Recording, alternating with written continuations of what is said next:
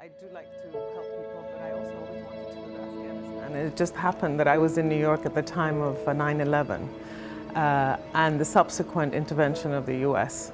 So the time had come, I decided this was the time to go to Afghanistan and help as a female, also as someone who spoke Dari Farsi. So I tried to contact some of the the humanitarian organizations and see if I could help in any way. I think one of the worst days, or most memories I have of my job was the day after, a couple of days actually, after the shipwreck of a boat that came from Turkey to Greece.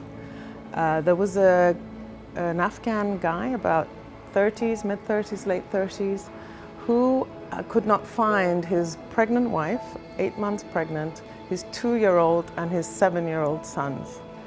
And he was frantic. He was frantic, and we tried to calm him down, but he couldn't find them anywhere. We went searching in all the settlements, everywhere we could. And so he started trying to find out hospitals, where they were, possibly. And then he started looking at the morgues. And finally we found them.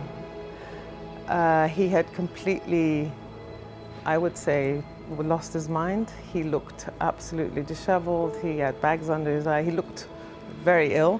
And he finally went back home. He said, everything I lived for is gone now. And there was absolutely nothing I could do, or any of us could do for him. When I was in South Sudan, we had thousands of people coming every day. And within a month of opening the settlement, we had thousands of kids in school. And that I found really rewarding because it was a community effort. It was not just UNHCR. We had helped, we had given them voice to the refugees, but it was also the partners, and they had found the teachers and principals amongst them, and they had set up schools. So thousands of people, kids, were in school within weeks. I think one of the best days at work was actually an event at one of these schools where performances were done, and the kids were winning prizes, and they were actually seeing their efforts come to fruit, the efforts of the community.